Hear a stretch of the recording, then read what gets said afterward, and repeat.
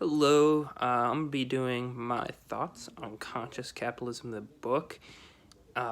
Overall, it was a fairly good read.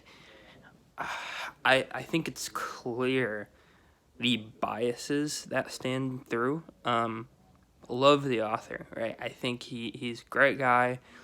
I think he wants capitalism to be better. I think is a good way to frame kind of his um, perspective throughout the whole book. And he wants the way people attack or handle capitalism to be better.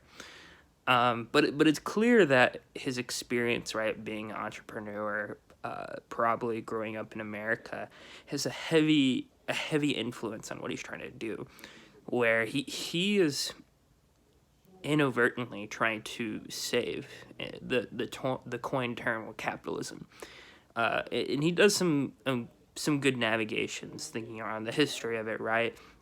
Talk about profit maximization, what it really means, right, and the misinterpret of those things. And at the end of the day, to me, he's trying to twist the original fabrication of what capitalism is. Where, yeah, we can agree, we don't have to disregard all the great things capitalism does have to offer that he, puts more of an emphasis on.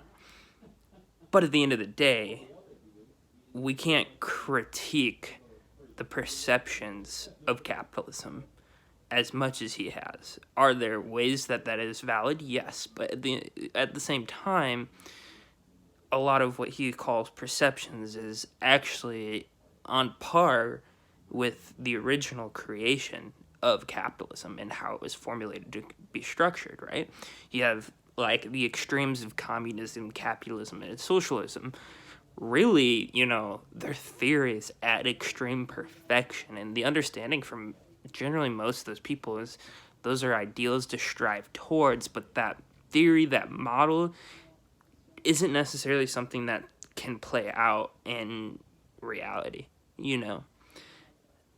And so, in my opinion, I just think the author needs to recognize that instead of trying to redeem capitalism, we need to acknowledge capitalism for what it is, the benefits and the cons of pure capitalism. Because in some forms, many people have and can argue capitalism would also be complete anarchy in some cases. Now, obviously, you would have monopolies and things like that could form an anarchy, but you kind of have conflicting perspectives when you have other considerations. So there's some discussions and negotiations in that direction. But I think we just need to be able to acknowledge that there are issues with capitalism itself, and not just with the perceptions of capitalism, and that it's okay also to discuss socialism and even communism and some of those aspects, and really the reality, the relative philosophies of those, which are valid and desirable, as well as good critiques of capitalism, right? That was the one thing. I love Einstein. He posted a article in Times Magazine called "Why Socialism," and he didn't really kind of come to a fundamental solution. While he was more socialistic, he kind of was just saying, "Hey, this is why I dislike capitalism and society's current opinion on capitalism," which is, in my opinion, also different from what the author says, right? He believes capitalism is under taboo. It's like, no, socialism, especially here in America, obviously some places around the world, maybe not so much, but capitalism is put on the high pedestal, and then communism and socialism are under taboo, which is what Einstein even discusses, and that was seen in Germany, which is considered one of the most socialistic countries, right? So, I just overall, like, I think he's good on pointing out the good characteristics of capitalism. It's obvious he's good at that, and I think he's leaning into the positives.